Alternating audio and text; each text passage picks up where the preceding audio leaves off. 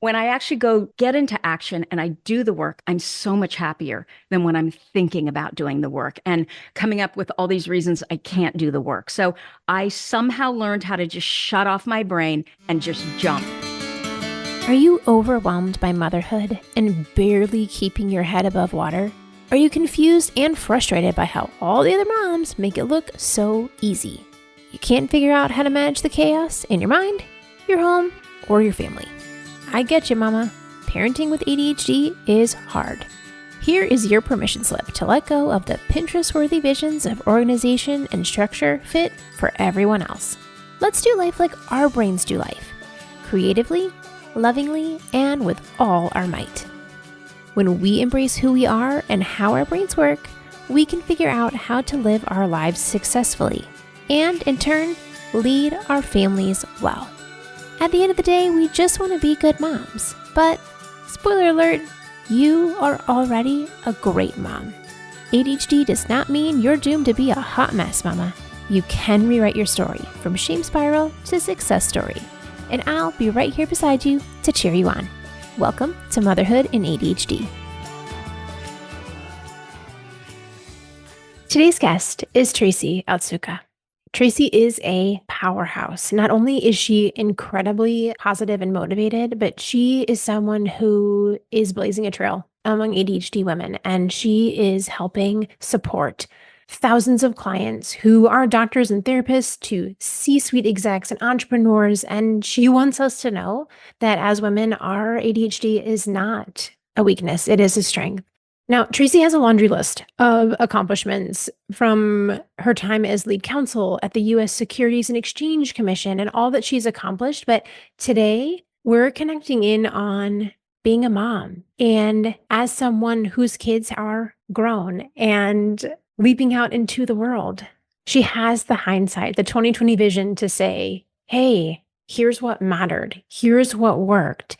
And while all of us have different families with different kids, I hope that you can take today from my conversation with Tracy that you do know what's best for you and you know what's best for your kids. That when our kids are seen, safe, and supported, that they can truly flourish and that a lot of the little things just don't matter. Tracy and I start with a little bit about her background in law and how did she make it through that? And then really dive into being a mom to her son, Marcus, and story time around what does it look like to do things in a different way? We're also going to dabble a little bit in perimenopause at the end, and I just can't wait for you to meet this woman who demonstrates how we can do scary things and we don't need to be perfect to be able to do really big things. So let's welcome Tracy to the show. And hey, if you've been thinking about coming to the retreat, today is almost the last day to get your ticket. So go grab it, and I will see you next month. patriciasung.com/retreat. How are you doing today, ma'am? I am doing great. How about you? Good. It's been a good day. We had this crazy rainstorm for the last few days, and it's like, the sun is shining. So, What part of the country are you? in Houston. Okay. Is it hot yet? It's actually supposed to be like blazing hot for the first time tomorrow. So it's coming in. Yeah. So, but I'm Although not shoveling snow. Raining cold. So it's always too cold as far as I'm concerned until we get to the summer. And then it's too hot because I like it around 72 degrees, no colder and no warmer. That's my perfect weather. Yeah, exactly. All right, ma'am. I have so many questions for you, but I actually want to begin with an unrelated question. Sure. Is that there's just so much BS around how people with ADHD can't be successful, and yet you have a law degree. So what would you say was like your secret to success and being able to manage both the high stress and high work level that comes with getting your law degree and ADHD? I guess I thought I couldn't be anything other than successful. Now, this is what I have to say, though. I didn't really struggle in school. Once I had the diagnoses, what I realized, though, is I worked 50 times harder. So I was the kid who, certainly in law school, who would read everything once and highlight it. Then I would read everything again. And there's so much case law to read in law school. It's insane.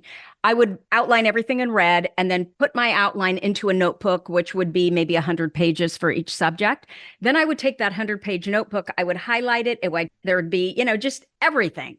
and I would make it into a 3-page outline. And then from the outline with the same tabs and highlights, I would have note cards. So I did things 50 times more than anybody else did them. And then my friends would take my notes and they would start studying. I'd been studying for weeks. They would start studying, I don't know, maybe a day or two before, and they would get a half a grade higher than I would every single time. And so what ended up happening was I thought that, well, I must not be very smart. I must not be as smart as they were. And in the back of my mind, I thought I was, but if the grades keep showing you otherwise, right, you think you're not as smart. Now, there are kids, though, and I think it's the most creative kids that are typically the ones that struggle the most in school. So I believe that every ADHD brain is brilliant. I mean, of the thousands of ADHD women that I've had the privilege of meeting, I've never met a one that wasn't brilliant at something. And what we are seeing today is there are so many corporations, the Googles and the Metas and the Salesforces and the banks even that are now hiring kids that don't even have college degrees, right? Because they have this area of interest that they are so much more brilliant and so much farther ahead than the kids that are in school that are studying this material. And it's moving so fast, the professors aren't even up to in it. Yeah. So I think that a lot of it is just social construct, right? We have this education system that's been the same for 150 years. What anything in society has been around for 150 years and we haven't tweaked it or changed it. But, we don't with the education system. So I think that I learned early on that structure was really important to me. And so, unfortunately, I did have a perfectionistic mindset. What I realized is that if I didn't do that extra work, if I was even a little bit unprepared, I would get anxious. So a lot of masking. Yeah. And that's what got me through. And I'm hyperactive. And I'm pretty damn hyperactive. And so what I learned early on too is that when I am in action, when I am doing the work and I'm out of my brain that's spinning and giving me all different options, when I actually go get into action and I do the work, I'm so much happier than when I'm thinking about doing the work and coming up with all these reasons I can't do the work. So I somehow learned how to just shut off my brain and just jump. And people like me tend to be successful because they're constantly jumping. Because once you jump once and you realize, okay, that didn't kill me, then second time, right? Okay, that didn't kill me either. Well, it almost did, but still, I'm going to try again. You jump a third time, that's how you build confidence. So I think that's what happened to me. And I also think that I do not have an extreme case of ADHD until I got into perimenopause, and then everything changed. Okay, I was like, I'm definitely going to ask about that in a second. But what I want to ask is, if you were to go back and tell yourself back in school some advice, knowing what you know now, what would you then advise yourself to do differently, given that you know how your brain works and everything now? In college, my dad was a dentist, and I was like, I can do that if he did that. I was also a little arrogant, right? And then I got into my first year of pre-dent. I don't know what major I was, major I shouldn't have been in. And I had to take calculus, and I almost flunked out of school. And so when I hear people talking about the ADHD tax, kind of think that that's a lot of it, right? So what ended up happening then is I discovered I can't do this. I hate this subject and I suck at it. And here I was top of my class in high school, but once I college, I was of their class, right? And so then you're competing with everybody who's top of their class and people who are actually quite talented in this particular area I had no talent in. I hated it in high school. What was I thinking? You know what I was thinking is, I want people to call me Dr. Otsuka. And what I was thinking is, oh, well, my dad did it, so I can do it. I was thinking, oh, and I could actually have my own business, so I wouldn't have to work for anyone. So those were the kinds of things I was thinking. I wasn't thinking, is this something I'm really passionate about? Is this something I really want to do? No one ever asked me that, right? It was about, okay, where can you make a good living? And I didn't know any women. I was a feminist even then. I didn't know any women who were dentists. And I thought, okay, yeah, this is what I'm going to do. And then I got my, what handed to me. So I think what I would have done is much earlier on, I would have really looked at what are the things that I love? What is it that I'm really interested in? Now, in the family that I grew up in, psychologists were roundly panned regularly. So were teachers. What was it? If you can't do, you teach, which is so obnoxious, right? And I love my parents, but I also think it was a generational thing, right? Yes, It it was, was. and my dad's Japanese American and my mother was German. So I had tiger parents. So they never said this, but what I got from them in society was you're a doctor, you're a dentist, or you're a lawyer. Right. So I couldn't do dentistry. And so if I couldn't do dentistry, I certainly couldn't do medicine. And honestly, I am so squeamish. There's no way I could have done any of those things. Like, what was I even thinking?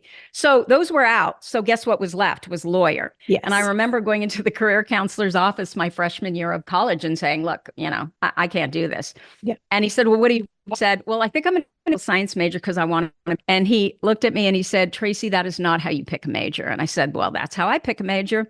And so that's what I did. Now, do I regret law? Absolutely not. But knowing what I know now, what I really wanted to study was psychology. But I just sensed that, number one, you're not going to be able to get a job.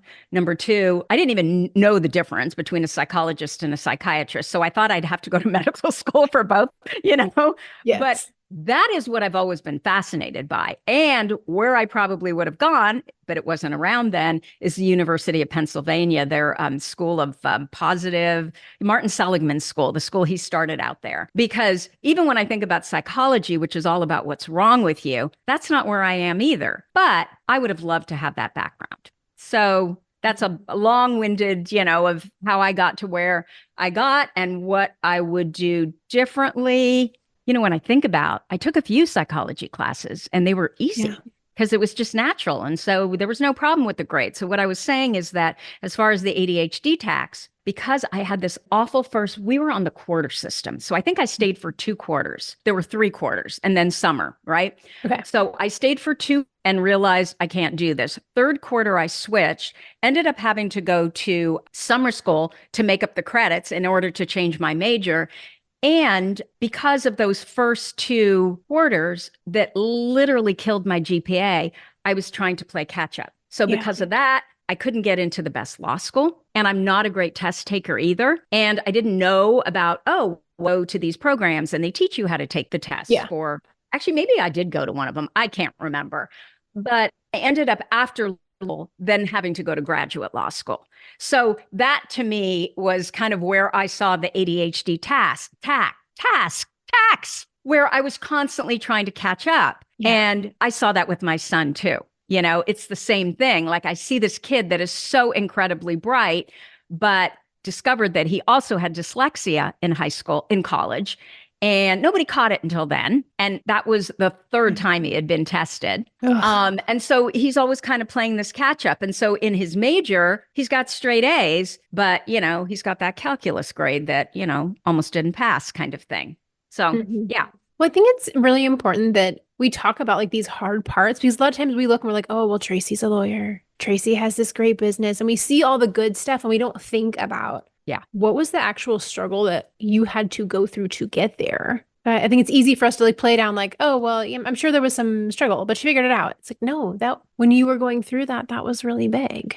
Yeah. And I remember when I was in my freshman year of high school and I would do stupid things. Like I would literally stay up all night on no-dos, right? Thinking that that's how I'm actually going to learn. No, because everything was last minute because I hated it and I didn't understand calculus. I didn't understand biochem. Like I just had no interest. And so there was no footing. And I came from an all-girl Catholic high school that, lo and behold, did not teach us well when it came to science and math. We were great in all the social studies and English and all of that, but really bad in math and science. So I had A's in those subjects in high school, and I was completely unprepared for college. So it was kind of this triple whammy. And when my son was going through college, he's graduating in May.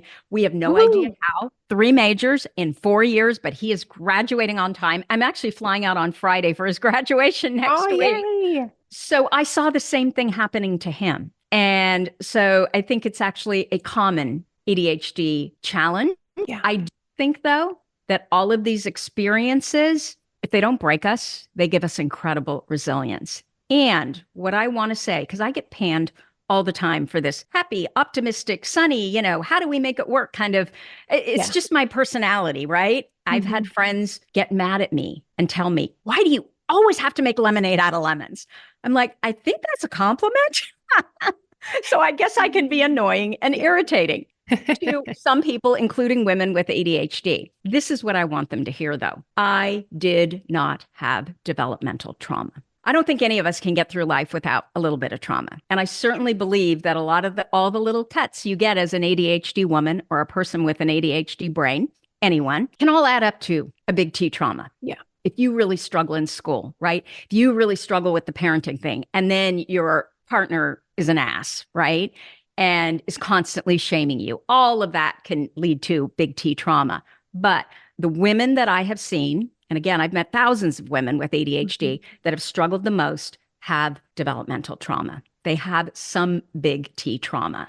So I don't have that. I am privileged not to have that. And I'm constantly saying this, but somehow there are people that don't want to hear it because I hear that a lot. Oh, she's got all this privilege and this and that. And well, I mean, what I can say is my sister has ADHD and she has struggled a hell of a lot more than I have. We came from the same family, right? Yeah. But there were other circumstances. So I recognize that I don't think any have an easy time with ADHD, but it is part of our brilliance. And I think when we can own it and start to care a lot less about what other people think about us and just become more of who we actually are, because I don't believe we're meant to follow. And I think that is the biggest problem, right? We're constantly trying to fit in because we don't want to be too much. Yeah. Heaven forbid, especially with women, they don't want us too much. We're not supposed to be too opinionated. We're not supposed to be too loud.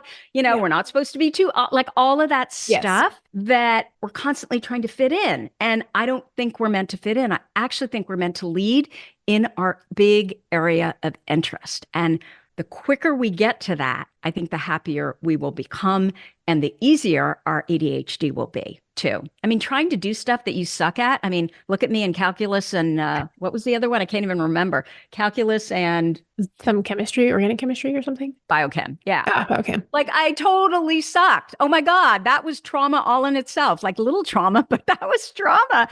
And so every time I think about it, but then there were weird things, Patricia, like in high school, I hated geometry. Like I get lost everywhere, like literally like scary lost where they have to send out the mounted patrol, especially in nature. So geometry, absolutely not. Algebra, I hated algebra, but geometry, I got the highest grade in the class. I got an A+ in trigonometry. And so in my brain, I was always like, how did I get an A+ in trigonometry, but I barely squeaked by with a B in geometry? Like, how does this even work? Well, geometry is all about systems and structure. And my brain does really well in that. And it recognizes patterns. And, there's no spatial crap going on. So I just understood how my brain worked, when I was honestly starting high school. Okay. I'm like, there are so many rabbit holes I want to jump down in there. But I'm like, let's pull it in. Okay. Let's pause a moment and say thank you to our sponsor, which is understood.org. They have a great new podcast that you can check out on your podcast app right here. It's called In It, Raising Kids Who Learn Differently. What I love about it is that in these episodes, you're hearing stories from other parents. You're getting other perspectives and advice that's working for other families so that you're not alone. Specifically for kids who are having challenges with reading or math or ADHD or dyslexia, as there is a good chance you do since you're here. This is a great show for practical tips, helpful info, and really boosting your confidence as a parent. To listen, search for the podcast here in your podcast app. It's called In It, Raising Kids Who Learn Differently, and have a listen. That's In It, Raising Kids Who Learn Differently, right here in your podcast app. When we're thinking about, as moms, and you say, yes, there's a lot of trauma that comes with ADHD families. And a lot of times, especially when there's a lot of undiagnosed ADHD, a lot of the trauma just is running rampant. Yeah. And then we as moms are trying to keep that from happening under our watch. We are trying so hard to hold it together and have our family not recycle all that stuff that happened to us as kids. Yeah. So as a mom whose kids are older and you're like, you actually have the hindsight 2020 to be like, okay, here's what we did. How do you change those generational cycles that are happening and not, all the 1,000 cuts that you had to deal with as a kid? How do you not pass that on to your kids as best you can? Obviously, we're not perfect and we're never going to have all the answers, but how do you keep that from continuing on to your kids? I think you choose what's really important. So, what came up for me, I thought about my mom, and she passed away unexpectedly in June. My mother was friggin' June Cleaver. She was better than June Cleaver. She was like June Cleaver and Martha Stewart put together. She was perfect in every way, outward perfection, right? Our house was always spot. So, we would not go do things as a family because the house was a mess. And I actually think that with my mom's also German. I also think that she had a lot of anxiety. And so the way she controlled the anxiety was everything had to be clean around her, right? Mhm. And I have a little bit of that. I call it visual pollution. If there's anything in my line of sight that's a mess, it doesn't mean I might not stuff it into a drawer and close it, right? But at least if I don't have to see it, my brain can do well. But I cannot sit down in a pile of mess and get any work done. And I would challenge any brain that says that they really can do that. So anyway, when I had kids, again, privilege, I was able to get help. And I have a husband who does at least 51%, maybe 75%. So much of when I think about my mom had 4 kids by the time she was 25. And we had a gourmet dinner on the table every night. The house was always spotless. I don't even know how she was able to, and we did all kinds of activities, how she was able to manage all this. When I had kids, I said, screw it. I don't care about any of that crap. And I was able to get help. And I know that's another thing. People are, well, you can afford to get help and blah, blah, blah. And what my comment would be, you can't afford not to get help when you have ADHD. And I don't care if that is looking at your partner and saying, okay, you need to help me here. Just because I was born, am I allowed to say this, with a vagina, does not mean that I am going to be better at doing these things. In fact, I suck at them. All of this administrative stuff. So my husband and I, we split the duties, and we split them along the lines of what is it that I do best and what is it that he does best. So he did everything that had to do with anything administrative for the kids. I did all the other stuff that had to do with the kids.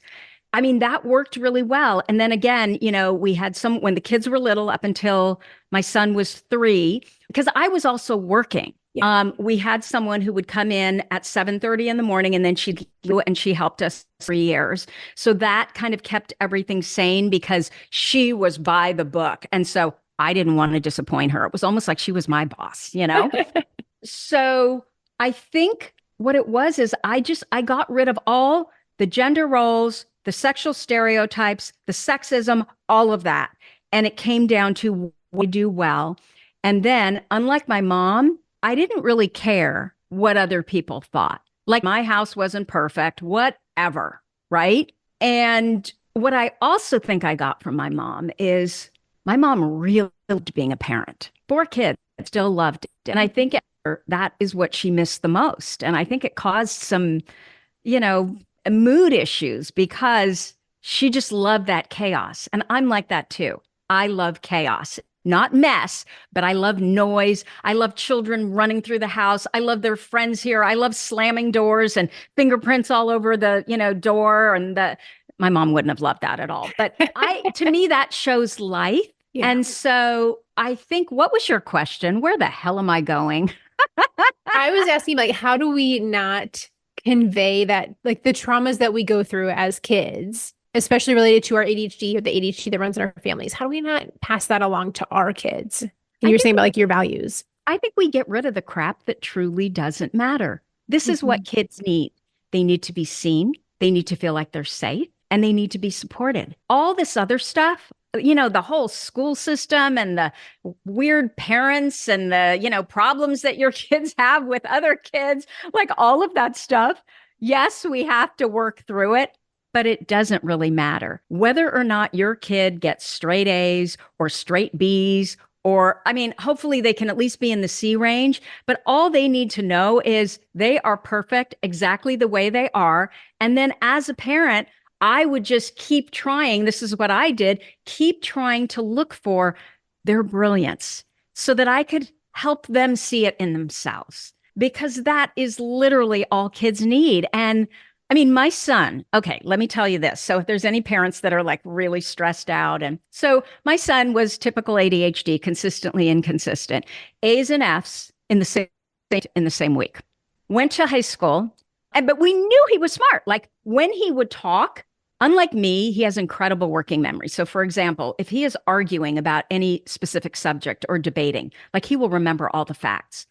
I know what is true because I've read it all, but hell if I can remember any of it. Mm-hmm. So I sound like an idiot when I'm arguing. He does not. He sounds brilliant. And so this is what the teachers would look at, right? They would look at this kid and say, he's not applying himself because he's way smarter than this. And I think that, that's one way that boys fall through the cracks. Now, my daughter was recently diagnosed with ADHD too. Mm-hmm. So for her, it was law school, first year of law school. And she was just like, why am I reading this stuff 50,000 times over? Nobody else is doing this. It really reminded me of my law school experience.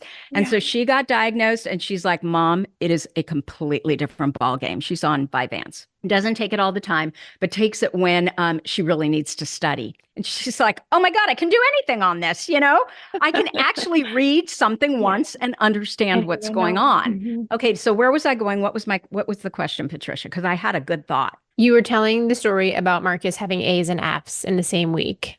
But why was I telling that? Why were you telling that?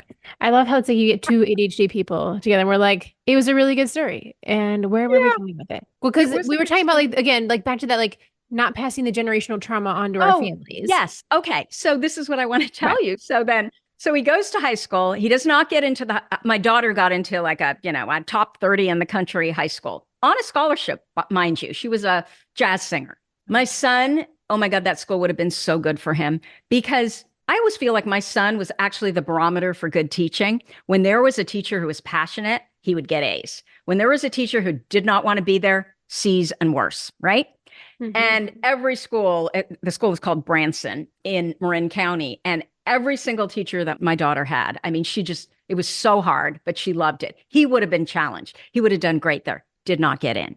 So he ended up going to a high school, his first big public high school. I think there were 2,000 kids in his school. Mm. My son was a drummer. He got into this Art Quest program, but they really didn't have the funds for it. So they took all the freshmen and dumped them with the seniors. So there were 11 drummers in the freshman class, way too many drummers, right? So he would go to band or whatever that music class program was called, and he would screw around. And my son is very social and he's a smart aleck. So he's funny as hell and very irreverent. Like he'll say things that the other kids only think about, but really a rule follower if he respects the teacher. But if he doesn't respect the teacher, he is a hellion.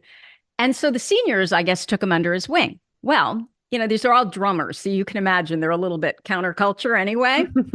They campus and he got stoned. And I'm telling parents to know that, nothing is lost. And I knew this at the time, but let me finish the story. So he got stoned.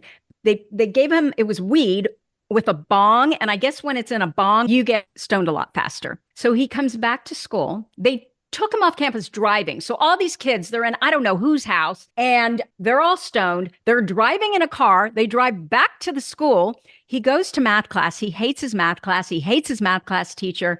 And he proceeds, I can't even imagine this. He's so stoned, he throws up in class. Can you imagine how awful that would be? Oh, no.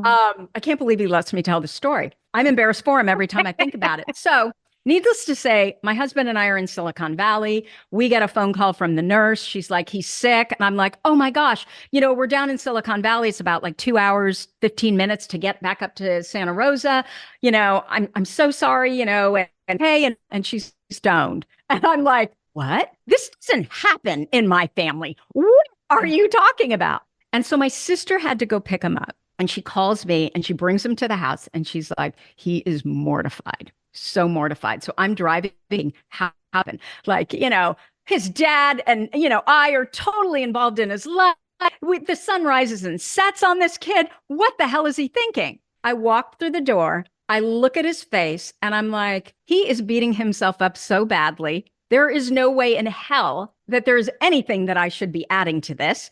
I sit down with him, and the first thing out of my mouth is, Marcus, one day you're going to look back on this and you're going to laugh. And he just starts bawling. And I looked at him and I said, so Marcus, do you think this is the school for you? And he's like, no, I think I need to get out of here. I'm really hanging around with the wrong group of people. Now, what I will tell you sadly is one of his friends is in prison. The other one died. I don't know about, but just know that these were at-risk kids. He met them in football practice. They had an abusive football coach who, what Marcus would always say is, look, I have parents that they're there for me. They love me, but I am so worried about these kids who don't have that. They don't have a community. They don't have anybody who even, cares where they are. And so they're getting this abuse from this football coach. What is that doing to them? Because it's doing a lot to me. So what had happened with him is he was on Adderall, and he decided at the beginning of freshman year, he wanted to try it because he wanted to do well in school. This is a kid who was really vicious, and he couldn't understand why he couldn't do well in school. So he had been, diagnosed with ADHD. Initially, he didn't want to try medication. Then he did want to try it. So we said, fine. And they put him on Adderall. Nobody watched it, including his parents. I just assumed that, this isn't that big of a deal. He'll be fine. Yeah. The doctors are telling us. So yeah, let's do it. Well, it wasn't when he was on the Adderall. So he was, playing football. And honestly, I said, I don't want you to play football. I'm worried about your brain. I'm, all of these studies about CTE. I think that's what it's called. I don't want you playing football, but he's a high school kid and he's in a brand new school. This is what he wants to do. I'm like, okay. And so I thought it was the abusive football coach that was making him so anxious and irritable. And like, I looked at him and he was so skinny, but he was practicing 6 days a week for hours a day. So I just assumed this was all football. I did not even think that this might be the Adderall. And one day, it was December. He started it in August, the end of August. In December, I looked at him and I was thinking, your grades are no better. In fact, they're worse. And this was before he got into trouble. You are so irritable. You don't seem happy. Marky, let's get you off of this. I think it might be the Adderall. So we slowly wean him off the Adderall, and he's better because he's not so anxious. But what I didn't understand is he then pitched into a depression. So what he was doing, and I kind of knew, I'm like, who are these kids? And somehow, and I can't remember now, but I knew that he was smoking weed. I didn't know the extent of it. But what he was doing was trying to manage his own nervous system. He was self-medicating, and he didn't understand. He sent me this, he wrote a letter to himself. It was in an English class, and then they were going to send it back to themselves when they were seniors. And he got it back when he was a senior. And I read this letter and I'm just like, oh my gosh, I had no idea. So I think my point is, first of all, it can happen to anyone. It is not the end of the world. So he ended up going then to another school. It was a brand new private school that they promised to teach to interest. Of course, they didn't. All the people that were part of it were Stanford professors, and, they promised us the world. He went from all of his friends, and he had some really good friends too at Santa Rosa that were actually, I think, helpful and that were good for his brain. And he left all of his friends. He loved basketball. He left his basketball team, and he went to the school that started with 19 students, and he hated it pretty much the whole time because all the kids that were like him would consistently get kicked out, even though they had no kids, right? But, it was founded by a billionaire, and we were promised all these things, and, it was fairly reasonable for a private school. His junior year, he was really excited because for the first time he got to meet with the college counselor at school. And the college counselor gave him a brochure that was all about how to become an HVAC technician. Now, there is nothing at all wrong with being an HVAC technician. If that is your passion, you go for it. My son was scared of bugs. And you know what HVAC technicians do, right? They crawl under houses. It was so ridiculous. And he was so dejected. And she basically told him, you're not college material. So I went as the director of the school. At this point, I don't know, maybe they had 60, 80 kids. And she said, look, Tracy, we've done everything we can do for him. And so we went home and I told him, you go pick any high school you want for your senior year. All I care about is that you're happy. I don't give a crap about any of this stuff. You will be just fine. I know how bright you are. I know how passionate you are, whatever. So at that point, he ended up going back to the Catholic school, the high school that was part of the elementary school he was part of. But you know why he did that? He did that because of the structure. What he objected to about that new school, Right. there was no structure. So there was no portal that he could go and check and see what was due when. Everything was a mess. The teachers were a mess. It was all like loosey-goosey, whatever the teachers want to do. Every week they would change. His brain could not handle that. And because they would speak to him and think he was bright, they would think, oh, he's just not applying himself. He's got an attitude problem. So my son is graduating. He ended up going to NYU and he got in as a rapper. So that's kind of all the friends. Like he was in this rap community. He was a rapper. He was a really good audio engineer, but he did a portfolio for NYU. He did a social justice rap and then wrote a big piece around it. He's half Japanese, so it was about the model minority. Mm-hmm. And he did not have the grades. He did not have the test scores, but he had passion and he was not afraid to still ask for the world and to show how his experiences had now shaped who he is. And we almost fell off of our chair when he was accepted to NYU. But the thing is, it was the art school. It was not Clive Davis, but Tisch. And so they got that kind of kid. They got that kind of brain. And, still going through college, we're like, phew, he's in college, right? Because he did not want to go to college. He thought it was a waste of time. He thought social construct. I didn't think he was going to be able to get it, right? And we let him go to Europe. We had a foreign exchange student that lived with us, 15, 20 years before. Let him go to Europe and use that his name is Marcus. He was named after him. He's his godfather. And he used his home as the home base. And he traveled at 17 years old, his junior summer. He traveled all over Europe by himself. I wouldn't travel by myself now. So that is what he really discovered, how much he loved travel and how much he loved other cultures and how much he loved learning about other people and he loved other languages. And that really fueled a passion for him. I remember he got off the plane. He was there for about 6 weeks. He got off the plane and he looked at us and he said, I'm going to college. And we're like, I thought you didn't think college was for you. And I want to travel. And I think if I go to college, it'll be easier for me to travel. And what else am I doing for the next 4 years? And, I'm lucky enough that you all are willing to pay for it. So again, didn't have the grades, didn't have the test scores. They had a college counselor at this Catholic high school, but he's like, no, I want to do it myself. The college counselor came to me several months in because he was new at this school. And she said, I've never met a kid like that. He knows more about all these small independent colleges than even I know because he was interested now and he was doing all the research, trying to find a college that would fit his brain. Mm-hmm. Now, he applied early decision to NYU, and that's in big part why he got in as well.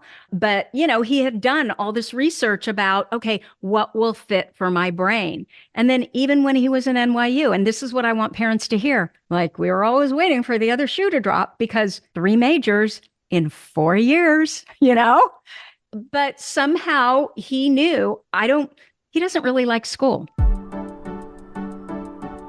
Are you curious if you have ADHD? Like you're still just not quite sure, is this me or not? Maybe you're getting ready for your diagnosis appointment, or maybe you want to bring it up with your GP, but you're not quite sure how to talk about it. I've put together a checklist of symptoms. That's not your average boring list of symptoms. It's the Patricia take on, from what I've seen of working with thousands of women, ways that I see these symptoms actually showing up in real life. I put it all together in a downloadable checklist, and I want you to go get it. Download the checklist, go through and check off, here are the things that show up in my life. And there's space in there for you to write in where you see these things showing up in your life. And then you can take that list to your doctor's appointment and show them, like, when I say I'm being forgetful, here's what I mean. When you ask me, like, are you hyperactive? This is how hyperactivity shows up in my life, in my brain. So that you have concrete examples and you don't freeze up. When it comes time to talk about it, you have your preparation there and you feel confident and capable in talking about you because you know yourself best. So head over to my website and you can download the free checklist at patriciasung.com/ADHD-symptoms. And that'll go right to your email and you can take that with you and be prepared for that tough conversation. Again, that's patriciasung.com/ADHD-symptoms.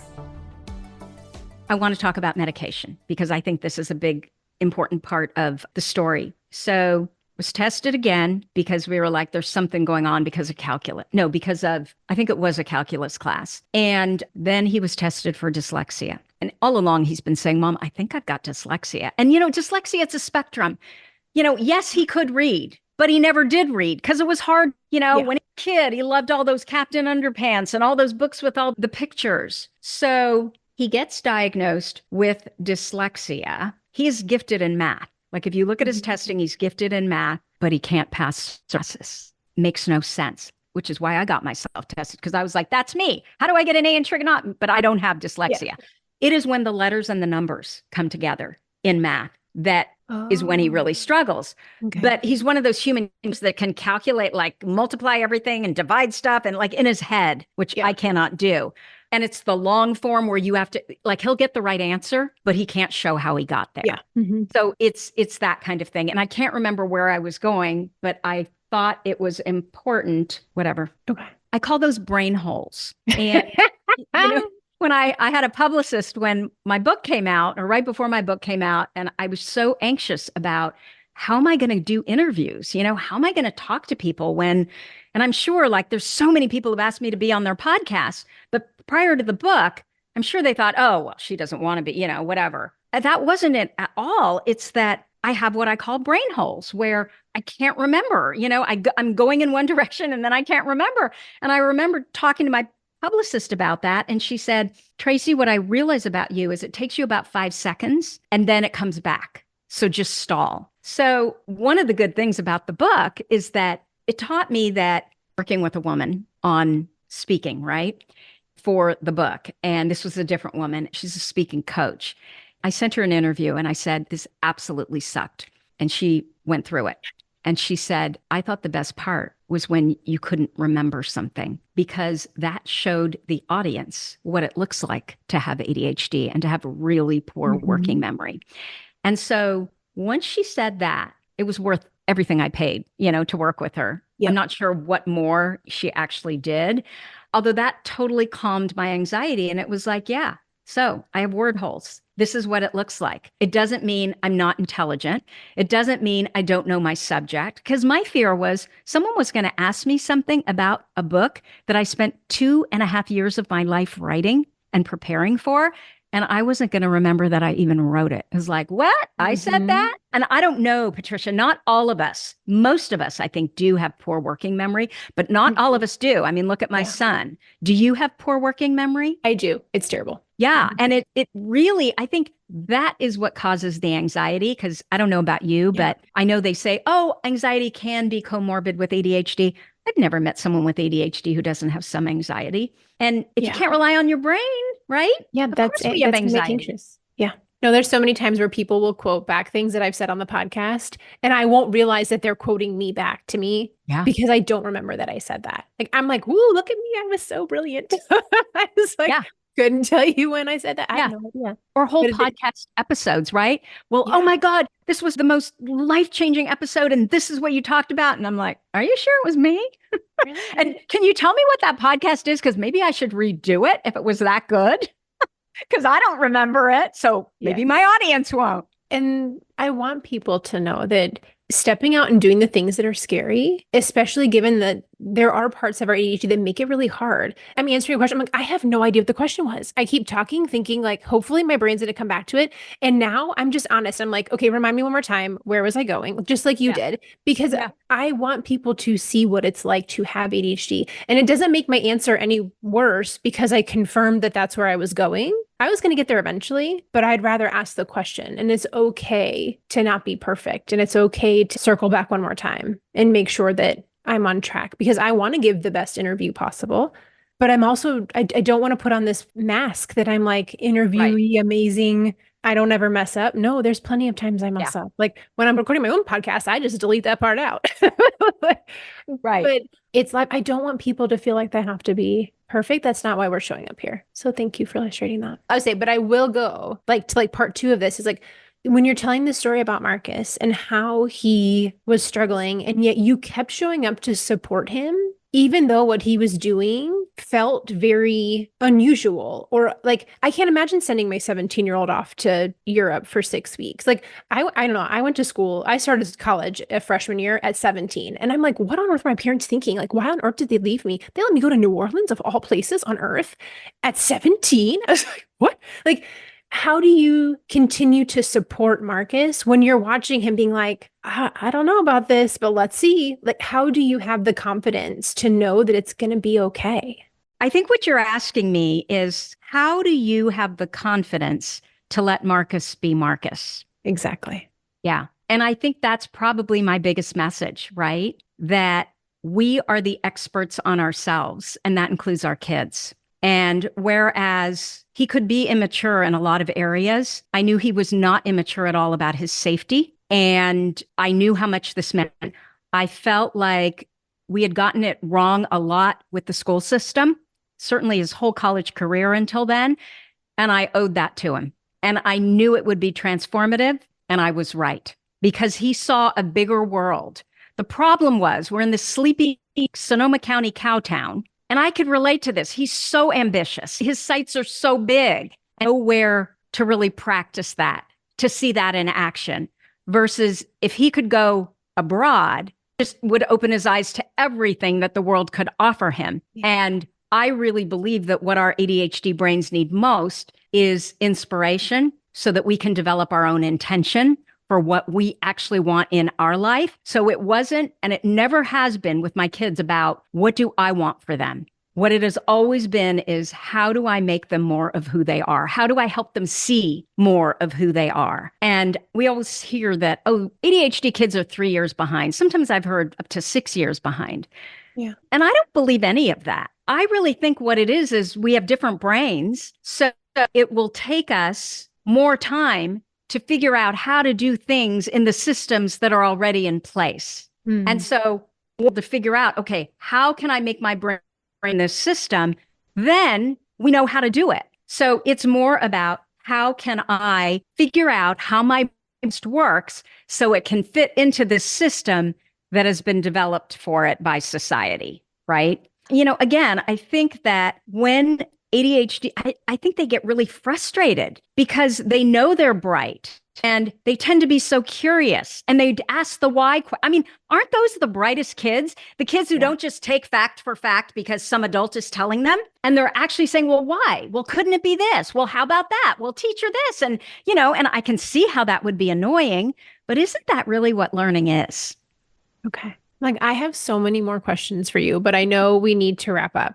Before we do our lightning round questions, one more question for you, because you mentioned perimenopause has really done a number on your symptoms. Do you have any advice for those listening who are entering that phase of life, me included? How do we take care of ourselves, knowing that, like, these things are not in our control? So what can we do to support ourselves, given that we're about to be thrown to the gauntlet? What we do? Doctors who seem to really know are saying, unfortunately, medication, hormone therapy, none of that stuff works for my brain. It just makes me anxious. I'm just a weirdo. But for some women, hormone therapy is amazing, but you need to start it early enough. So I would absolutely go run to a clinician who is really well-versed in that, and better even if they also understand ADHD. Good luck on that. The other thing is movement. Mm-hmm. I know we call it exercise, but so I wake up first thing in the morning and I have a room upstairs that I've turned into a gym, and I go work out. It is how I get my brain going. The science shows that 20 minutes of exercise at 70% of your maximum heart rate is as effective as a course of Adderall and Prozac. So it's huge. Even if you're taking medication, it's going to make the medication even more potent. And, you know, maybe you can take it later and so on and so forth. Sleep. So I don't have a problem falling asleep or staying asleep. My problem is getting into bed. And I would argue with my husband. It was really the only thing that we ever argued about, because he likes to go to bed early. And for him, you know, early's like 11. It's not even that early. It's not like he's going to bed at 8. But I want someone here with me, right? This is the one time I don't have to do anything. I want him here with me. And it wasn't until I actually had to a webinar for Attitude Magazine on revenge bedtime procrastination. I started researching sleep. Actually, I researched it for my podcast. And then they asked me to come and do a segment for them. When I really understood how important sleep has been, and I've been wrong my entire life. So your REM sleep is directly proportional to your lifespan. And I was like, boom, what? I get no sleep, and everybody is different. So I also I wear a Whoop, I wear an Apple Watch, I've got an Oura Ring, I wear all the crap, right? It tells me how my sleep is. But it wasn't until I learned how important it was for my mood, my cognition, my lifespan, all of it. Because with our ADHD brains, if we don't understand why, we're just well, screw that. Because I have always been the kind of person that doesn't need a lot of sleep. I'm never tired. It's the transitions, right? I just need to make the movement where I get, or take the action where I get off the damn couch, and I'm usually working and doing a bunch of other things at one time, and get into bed, because it is life-changing. It really, and I'm saying this, having been a sleep denier forever. And then nutrition. One of the things that I've realized is I used to be a big sugar-aholic. I always ate healthy, but I like dessert. And I really struggle now. I can't really drink anymore, especially not my favorite thing, which was a cocktail, because there's a lot of sugar in that. I can't eat sweets anymore. Carbs are a little bit harder on my body. So I just started to experiment. And, I do a lot of vegetables and lean protein and weights, working out with weights. So it's all that advice that we don't want to do. Yes. Is the stuff that's good for us. Okay, but this is the thing with the ADHD brain, all brains, right? We can change our brains. And so I think about working out, I've always worked out my entire life. I think the reason I was able to do as well in school as I did is, even though I had to work harder, is because I danced ballet 6 days a week. I really think that helped to change my brain. And so with the working out, I always worked out in the evening after everything was done. When I started to read about how important sleep was for the ADHD brain and dopamine and all of that, I decided, okay, I'm going to try to do that first thing in the morning. And for me, it started with perimenopause. I started to struggle with mood issues, which I've never struggled with before. Certainly anxiety. And I always joked about, I don't have anxiety, I cause anxiety. I'm going around bossing everybody around. But I started to have some serious anxiety. I was always really confident. I started to lose confidence. And I was like, what can I do to change this? Didn't work, or tried at all. And so I started to work out first thing in the morning. And initially it was really hard, because it wasn't what I was used to. You want to kind of slug around in the morning. But I was able to change my brain. After a couple doing this, it got easier and easier. And now I literally feel like a robot. I just kind of pop up out of bed and I go right to the gym, and I always feel better. So even if I wake up, and you know how sometimes you can wake up and you feel kind of angsty and you don't even know why? Why am I anxious? Why am I feeling this malaise? What is going on? I don't know why. It's hormones, I'm sure, a combination of, hormones, right? And neurotransmitters. And now when I feel that way, I'm never worried about it, because I know that the minute I work out, I feel so much better. And I hate exercise and workout, because if you've never done anything in your life and you hate exercise, don't do that. Don't use that word. It's movement. Go out first thing, get the sun in your eyes. It's circadian rhythm, which is important, which helps you go to bed, earlier. And just go walk around and just observe how beautiful nature is, and the flowers and the birds, and, make it a mindfulness session. 10 minutes, literally that little thing. When you can start relying on yourself to do that, you start trusting yourself, and then that leads to the next biggest thing. So yeah, I hate to say it, but I think it all kinds of starts with movement. We need to move our bodies, we're animals basically, right? We are. Okay, I would love to keep chatting, but I know I need to let you go. So before we do our lightning round questions, which for these, you just literally fill in the blank, you don't have to explain anything. Would you tell all of the moms, how do we find you? Where do we get your book? How do we enjoy this fun, positive Tracy vibe of ADHD for smartass women? Probably the easiest way would be to just go to my website. And thank you for asking. It's ADHDforsmartwomen.com. All right, y'all. Now, if you don't listen to Tracy's podcast, go put that in the queue next. And lightning round questions. Number 1, the best thing that I read or listened to recently is this book. And this is a podcast, so you're not seeing this. It's called Brain Energy by Christopher M. Palmer. He's a Harvard professor at Harvard Medical School, psychiatrist. And it is all about how nutrition affects our mental health. It is brilliant. This is where we're going. I'm sure of it. Okay, number 2. My most boring about me fact is... There's nothing boring about me. Oh my gosh. I live in the country on 6.5 acres. It's boring here. Number 3. When I'm having a rough day, my go-to quote, song, poem, book, podcast, activity, whatever is... When I'm having a rough day, I call my daughter. Is that okay? It's not a podcast. Or I go out and I take a walk. Okay, so one of the benefits of living in the country is it is physically beautiful here. And I have 2 dogs. So the first thing would be to grab Teddy because he's the really friendly one, no matter what, golden doodle. Of course, I grab Mo too, who's a Shih Tzu, but she's really a Shih Tzu. And we go for a walk. Okay, number 4. Don't tell anyone I started picking my cuticles and it kind of comes and goes. And I think it's related to caffeine. So I've quit caffeine. It seems to be better, but yeah, I do that now. Number 5. If I had a magic fairy wand for one spell, I would make sure that every woman with ADHD could see just how brilliant her brain really is and that she has systems and structures. She just doesn't know it because they're different than neurotypical systems and structures. And last one, my best piece of advice for mamas with ADHD is trust yourself. Trust your intuition. You are the best expert on you. Tracy, thank you so much for being here and bearing with me through the internet conundrums. You're bearing with me. Sometimes I think that's one of those things that makes us really good. When we have ADHD, like we're able to roll with things a lot of the time that other people would get flustered by. Yeah. And we don't give up. It's like we keep coming back. Yes. It's like time number 72. I'll make it work.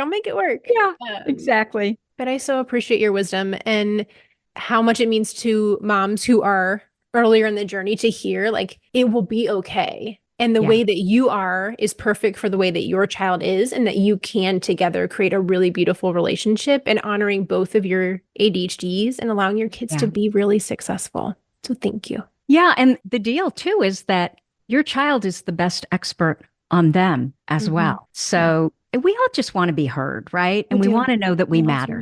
And ultimately, who gives a crap if there's dishes in the sink and the floor is a mess? And like, none of that stuff matters. And it's certainly not what kids remember, right? And I just want to thank you so much for what you do.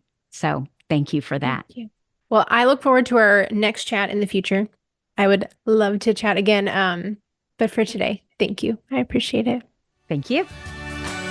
For more resources, classes, and community, head over to my website, motherhoodinadhd.com.